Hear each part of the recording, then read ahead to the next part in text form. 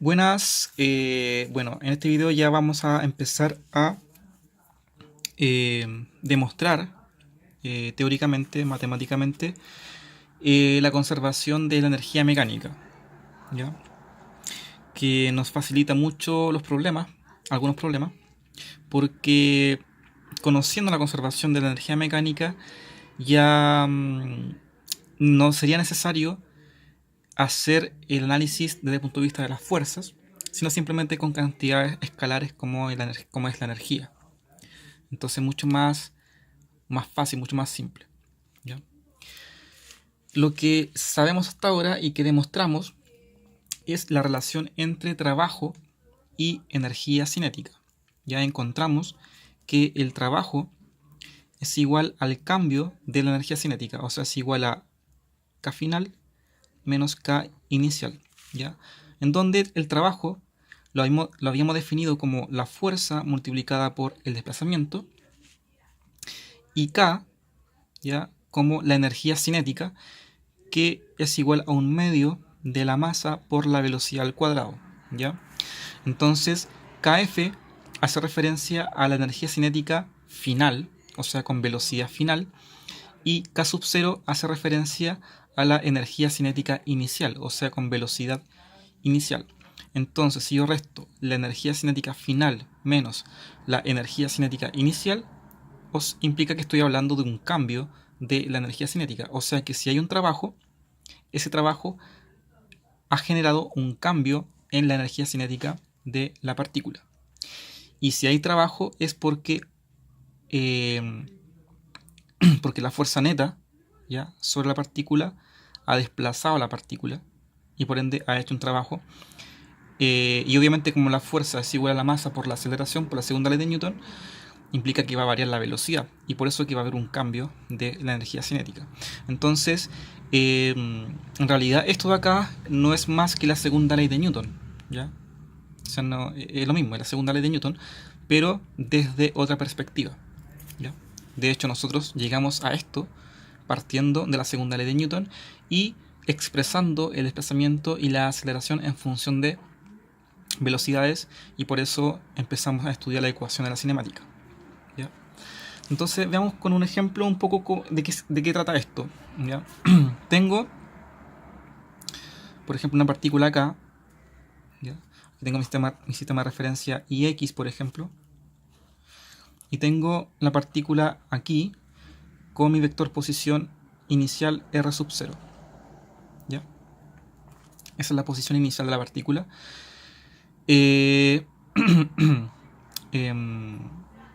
Pasa un tiempo t y la partícula ahora está acá, está aquí.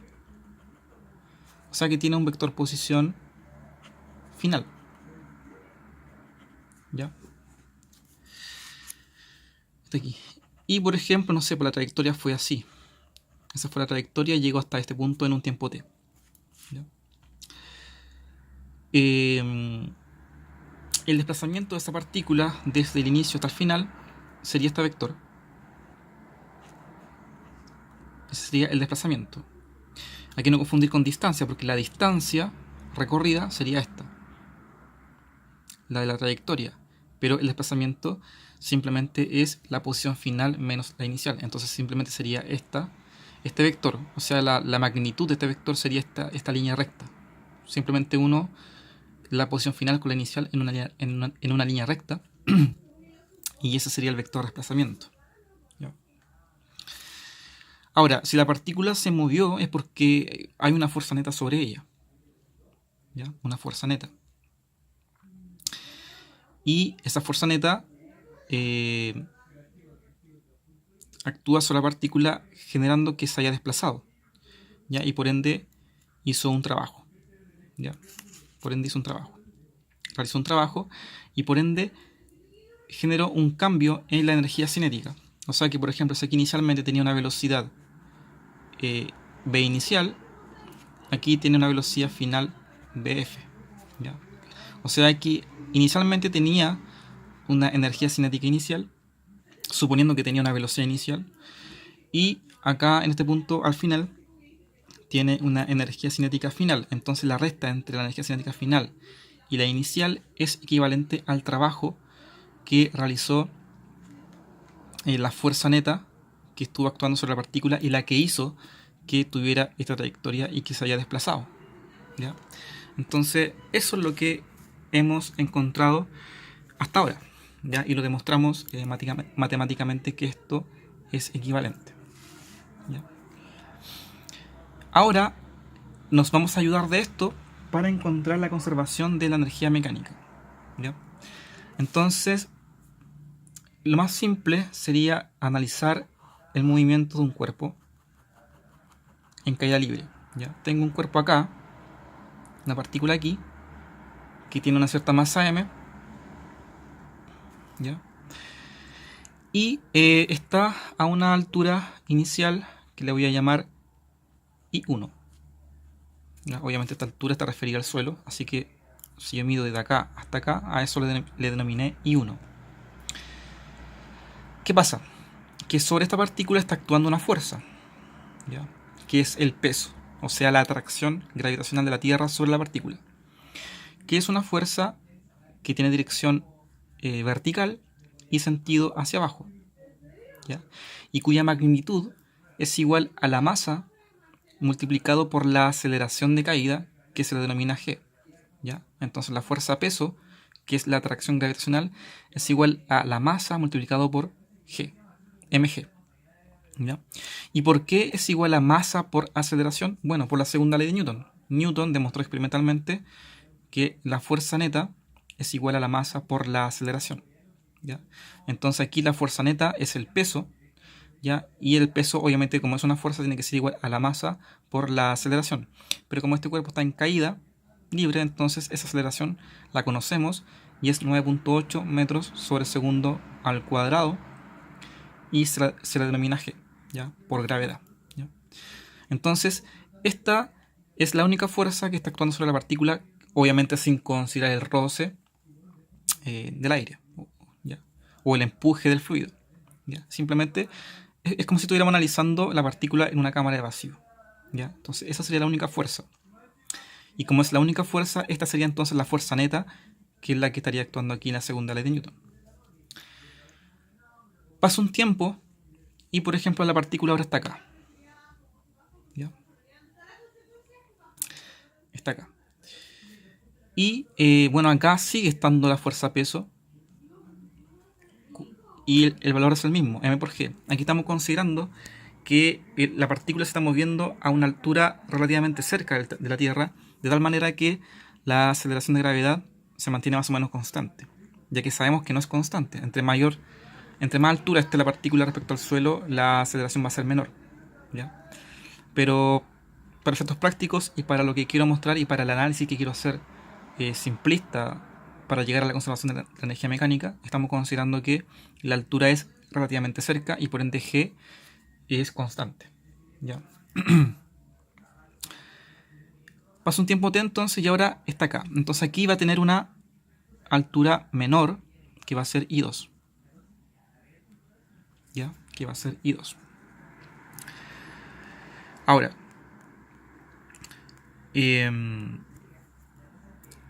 una pregunta que yo me puedo hacer es ¿cuál es el trabajo que ha realizado la fuerza peso desde que la partícula está acá hasta que está acá? ¿Cuál es el trabajo? O sea, ¿cuál es esto? ¿Cuánto sería esto? Bueno, de acuerdo a la definición, dijimos que trabajo es igual a fuerza multiplicado por desplazamiento.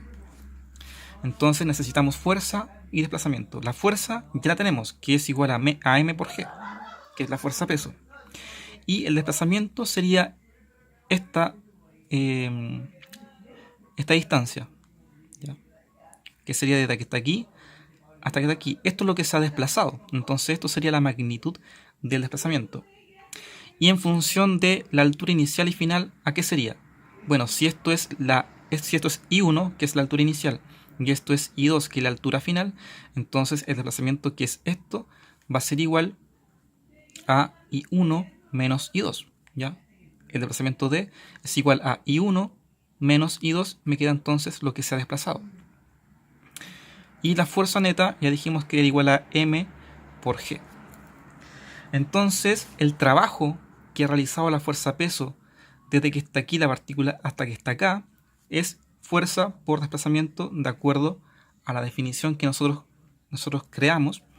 Entonces tiene que ser igual a la fuerza, que es m por g, por desplazamiento d, que es igual a I1 menos I2. ¿Ya? Eso sería el trabajo de la fuerza peso. Ahora, nosotros demostramos numéricamente y geométricamente que si tengo A, paréntesis, B más C, esto es igual a A por B más A por C. ¿Ya? Entonces, esto de aquí también es equivalente a multiplicar todo esto por el primero de acá del paréntesis, que sería M por G por I1, menos lo que está afuera, que es MG, por el segundo término del paréntesis, I2. ¿Ya?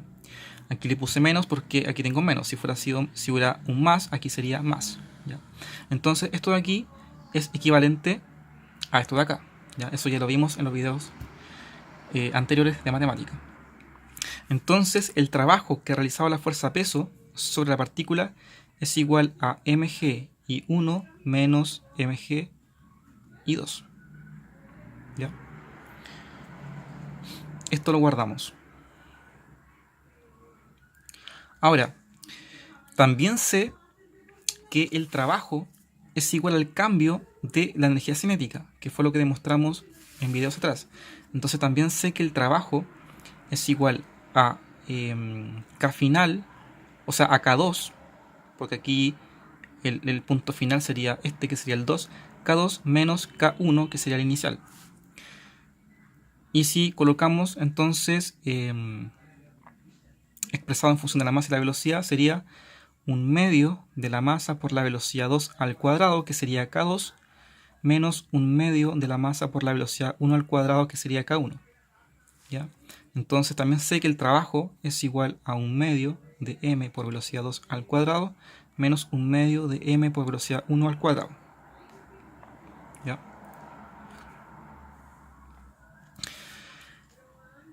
El trabajo es igual a esto, ¿ya? Analizándolo en función de la fuerza por desplazamiento. Y también sé que el trabajo es igual a esto, analizándolo teniendo en cuenta que es equivalente al cambio de la energía cinética, porque acá en 2 tengo velocidad 2 y acá en 1 tengo velocidad 1. ¿Ya? Entonces hubo un cambio en la energía cinética y ya de antemano sabemos que la velocidad 2 es mayor que la velocidad v1, porque cuando el cuerpo está cayendo, la velocidad va aumentando. ¿Ya? Entonces, si trabajo es igual a esto y trabajo también es igual a esto, entonces esto tiene que ser igual a esto. O sea que mg y 1 menos mg y 2, que es esto, tiene que ser igual a esto, que es un medio de la masa por la velocidad 2 al cuadrado menos un medio de la masa por la velocidad 1 al cuadrado. ¿Ya? Ahora, para que esto quede más bonito, vamos a pasar este término que está con signo menos hacia el lado izquierdo con signo más, y este término que está con signo menos hacia el lado derecho con signo más. Entonces nos quedaría, al lado izquierdo de la ecuación me quedaría mg y 1 más un medio de la masa por la velocidad 1 al cuadrado, igual, el lado derecho me queda mg y 2 más un medio de la masa por la velocidad 2 al cuadrado. ¿Ya? Porque pasé, este aparece al otro lado y este aparece al otro lado, con signo contrario. Y si te das cuenta aquí, Aigot, esto de aquí tiene la misma forma que esto de acá. ¿Ya? Tengo mg y 1. Aquí tengo mg y 2. Aquí tengo un medio de la masa por velocidad 1 al cuadrado. Aquí tengo un medio de la masa por la velocidad 2 al cuadrado. Y los dos términos se suman. Los términos se suman.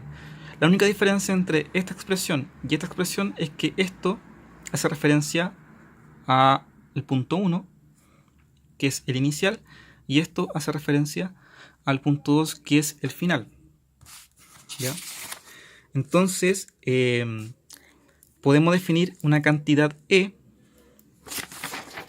Podemos definir una cantidad E igual a esta forma, que sería mgi más 1/2 de la masa por la velocidad al cuadrado. Y a esta cantidad E le vamos a llamar energía mecánica. ¿Ya? Entonces, si defino que esta cosa es igual a E, entonces esto de aquí sería E1. Ya sería la energía en el punto inicial igual a esto. Pero esto también es E, solamente que aquí tengo 2. Ya tengo la posición 2, entonces sería la energía en 2. Y esto es lo poderoso, que encontramos que hay una cantidad que se conserva, ¿ya? Que le denominamos energía.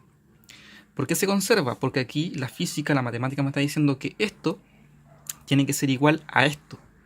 Me está diciendo que si yo opero con estas cantidades en el punto inicial, que sería acá, me tiene que dar lo mismo que si yo hago lo mismo, calculo esto mismo, pero en el punto final. O sea que en todo este recorrido la energía se ha mantenido constante. ¿Ya? Se mantiene constante en todos los puntos del recorrido. ¿Y cómo calculo la energía? La calculo de esta forma. ¿Ya? Si quiero calcular la energía en un punto cualquiera, tengo que multiplicar la masa por la aceleración de gravedad, por la altura inicial, o sea, por la altura del punto en donde estoy calculando la energía, más 1/2 de la masa multiplicado por la velocidad de la partícula en ese punto al cuadrado. Y aquí me va a dar un número. Esto es un número, no es un vector. Ya esto es una cantidad escalar. Simplemente es un número y su unidad de medida. Esto me va a dar un número. Y ese número tiene que ser igual en cualquier punto de la trayectoria de la partícula en su caída. ¿Ya? Por ejemplo, aquí tengo el punto inicial. Aquí está cayendo y llega al suelo acá.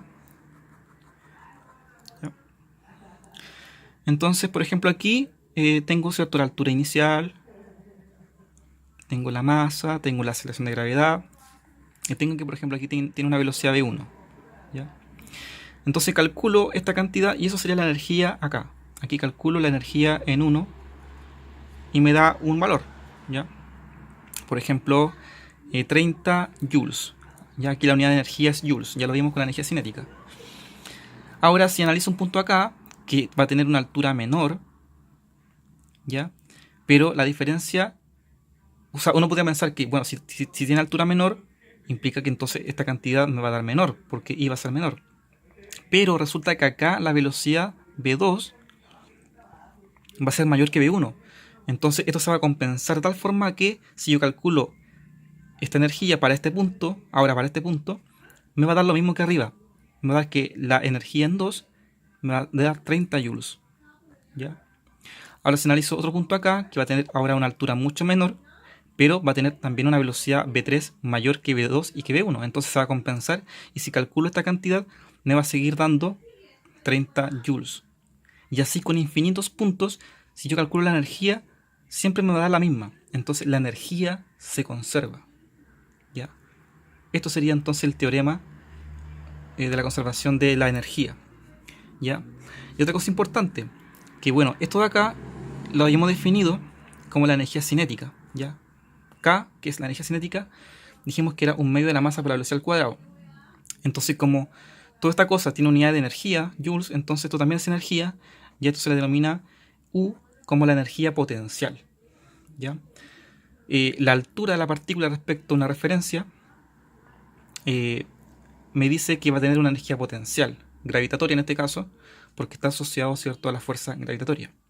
Y la velocidad va a tener que ver con la energía cinética de la partícula. Entonces, la conclusión es que hay una cantidad que se le denomina energía mecánica que se conserva y que es igual a una energía potencial asociada a la altura de la partícula más la energía cinética que está asociada a la velocidad.